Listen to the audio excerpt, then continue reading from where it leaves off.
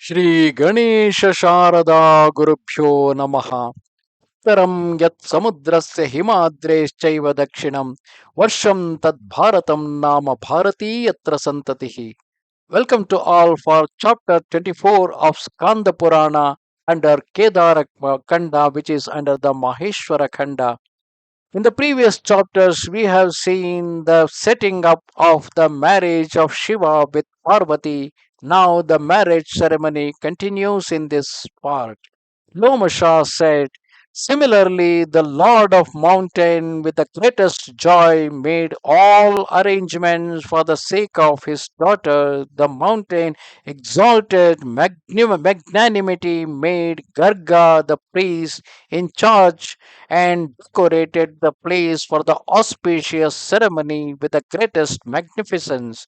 He sent for Vishwakarma and eagerly made him build the hall for the ceremony of marriage. It was very extensive and exceedingly fascinating with raised seats. He extended to 10,000 yojanas. That marriage hall is extended to 10,000 yojanas. O excellent Brahmanas, the hall was of very fine quality with various specimens of wonderful workmanship. Everything mobile and immobile was equally charming. The mobile one was excelled by the immobile one, and the immobile one was excelled by the mobile one. There, dry ground was excelled by water. There, the people did not know clearly which was water, which was the dry ground.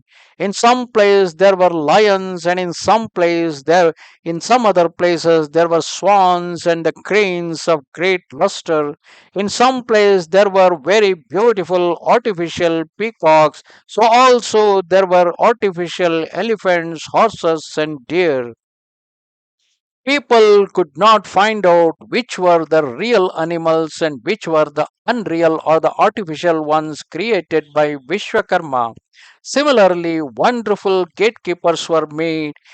There were men drawing bows. They were immobile but appeared lifelike like the mobile ones. Similarly, there were statues of horses with horsemen and elephants with elephant riders. There were some men who holding flowers and sprouts and being fanned by chowries. Some persons shown there wearing garlands. There were many artificial banners made there. The statue of Mahalakshmi, born of the ocean of milk, was stationed at the gateway. There were caparisoned artificial elephants and horses, along with elephant riders and horsemen. They appeared like real ones. There were artificial chariots with charioteers. They were like real ones. In order to confuse everyone, assembly halls and courts of justice were created. At the main gate of hall, a statue of Nandi was made by him. It was as white as a pure crystal, just like Nandi in his real life. Above him there was a great divine aerial chariot embellished with gems and jewels. It shone and it was rendered splendid by means of spouts, umbrellas, and chowries. On the left side there were two elephants resembling those made of pure saffron. They made four tusks. They were 60 years old. They were noble souled and exceedingly refulgent. Similarly, on the side, two horses had been made. They made armor on. Vishwakarman had made guardians of the quarters too, endowed with gem-set, jewel-studded ornaments. The 16 Prakritis were realistically made by that intelligent one. All the devas were depicted by way of statues by Vishwakarma in lifelike poses. Similarly, all the sages and ascetics, beginning with Bhrigu, Vishwe Devas, along with their Parshadas and Indra in his true form, were made by him. All those noble souled ones were realistically depicted by the intelligent Vishwakarma. Such a mantapa of divine form was made by him. It was divine and divinely fascinating with many wonderful features. In the meantime, there came Narada in front of him. It was directed by Brahma that Narada came to the house of Himavan. Narada saw in front of him a statue of himself depicting him as one endowed with humility and modesty. Seeing that artificial statue, Narada became confused. The sage of great fame then became engaged in viewing the various things made by Vishwakarma. He entered the Mantapa of Himavan studded with gems of various colors. There were statues of Rambha and golden pitchers. The mandapa was rendered splendid by him. It had 1,000 columns. Then mountain Himalaya entered the Mantapa surrounded by his own people. He welcomed and adored the sage and inquired of him what should be done by him. Narada then said, those noble soul lords have come with Indra at their head. So also the great sages surrounded by Ganas. Mahadeva has come for the marriage celebration riding on his bull with when then after hearing his words the excellent mountain Himavan adored him duly and spoke to Narada the following great words, very praiseworthy and sweet. Go to Shankara along with these mountains, namely Mainaka, Sakya, and Meru. O highly intelligent one, be quick and bring here Shiva, whose feet are worshipped by both Suras and Asuras, and who is accompanied by Devas and the excellent sages. Thinking that it should be so, that noble souled one, the most excellent among sages, went quickly along with those leading mountains. Hastening, he came to Shambhu immediately.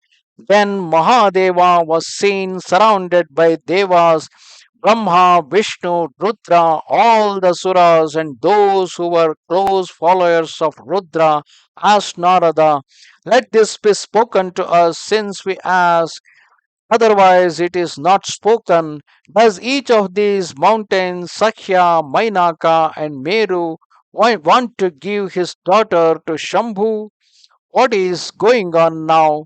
After keeping Brahma in front of him, then Narada, the excellent sage of great splendor, meaningfully spoke to Vishnu, resorting to a lonely place. Narada spoke these words to Surendra. A great abode has been built by Twastra Vishwakarma. All of us are fascinated by it. As that had been done by you to that what had been done by you to that noble soul formerly entirely been forgotten by you, O Lord of Shachi. Therefore, he is desirous of defeating you even while living in the abode of the noble souled mountain. Oh, I have been deluded by that shining replica, that image of great lightness. Similarly, Vishnu too has been made by him, holding conch, discus, iron club, etc.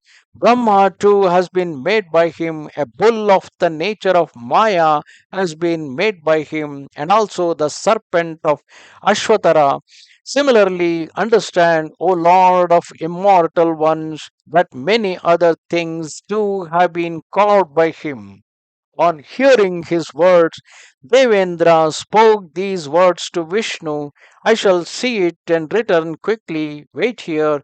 Let me find it. Under what pretext has he done this?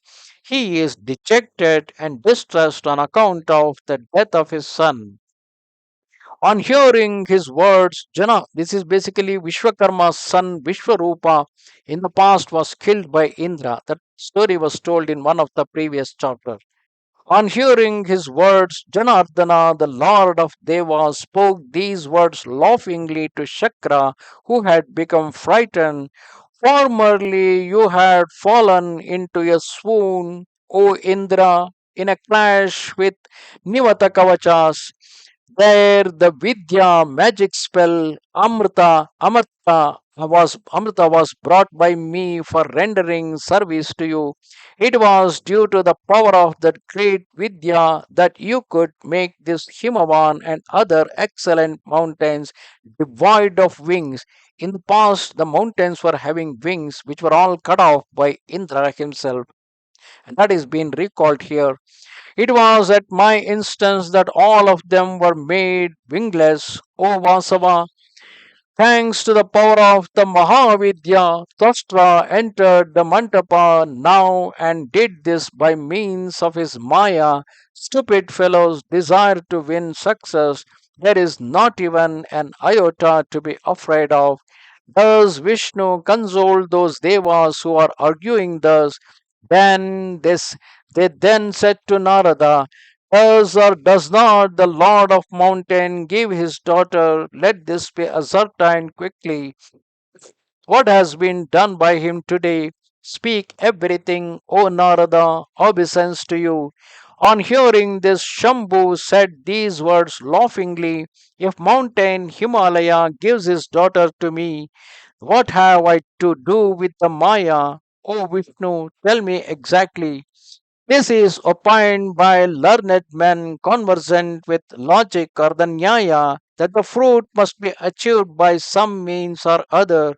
Hence, all of you with Indra at your head seek only the object of desire. Go ahead quickly. At that time, even Shiva, the immanent soul of universe, was deluded by God of love, having only 5 arrows. The Lord of Bhutas has been afflicted by the greater Bhuta, mean the God of love. What will be the condition of others? Shambhu is highly splendid. In spite of that, he has been won over by the bodiless Lord of love, just like an ordinary man of no culture.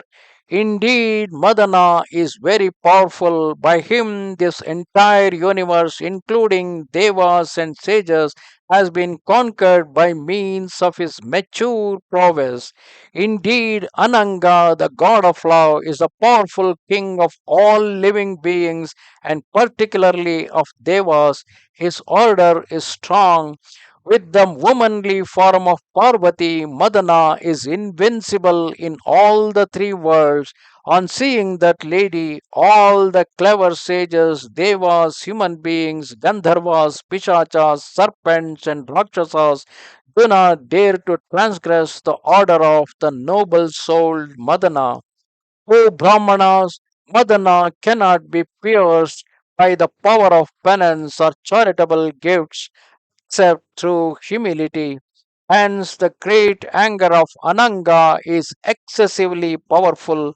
On seeing Ishvara thus deluded by Madana, Madhava, who was conversant with the proper use of words, said these words: O Lord, do not worry. What has been said by Narada is true. Everything wonderful that has been created in the Mantapa by Tostra was actuated by Lord Madana. Then Shankara said to Madhusudana, indeed, this Mantapa has been made by Tostra as one covered with avidya or ignorance. But we will say, O Vishnu, that the Mantapa is made by him alone. O highly fortunate one, marriage too has avidya as a root cause. Hence, let us all go now for marriage celebration. Keeping Narada at the head, all the devas, including Vasava and accompanied by Himavan, went to the mansion of very wonderful features and variegated in form made by Vishwakarma. Therefore, that sacrificial chamber was excellent and very holy. It was honored by many persons. That intelligent one, Vishwakarma, made that sacrificial chamber one that captivated the mind and was endowed with various wonderful features. On entering, all the leading suras and the sages were seen by Himavan, who stood up in honor of them. Similarly, for their sake, Pleasing mansions were made by him. Gandharvas, Yakshas, Pramathas, Siddhas, Devas, serpents, and groups of celestial damsels could live in them happily. He made parks and gardens here and there for their sake. On their behalf, very valuable bathrooms with shower jets and enclosed spaces for toilets were made by him. They shone wonderfully. Those had been made by that noble souled Vishwakarma. Amply spacious abodes for the purpose of residence of all the devas and the sages of sanctified souls were made by him. Thus Vishwakarma expanded many abodes suitably and befittingly for those who stayed there. Wherever these Bhairavas and others sat, Vishwakarma made abodes for them in those very same places. For Bhairavas, Kshetrapalas, others who resided in the fields or the sacred spots, the residents of cremation grounds, those who stayed on Nyagrodha trees or the banyan trees, those staying on Ashwatha, the holy fig trees, those who moved about in the sky wherever they were seated. Very beautiful, great mansions were built by Vishwakarma. They were extremely suitable for those spirits. Suras, along with Indra, Yaksha, Pishacha, Rakshasa, and the groups of Gandharvas, Vidyadharas, and celestial damsels were accommodated along with Ganas there alone by Himavan himself. Thus ended chapter 24 of the Kedar Khanda under Maheshwara Khanda in Skanda Purana. Namaste Sharada Devi Kashmira Puravasini Twamaham Prarthaye Nityam Vidya Danancha Dehime. Goodbye.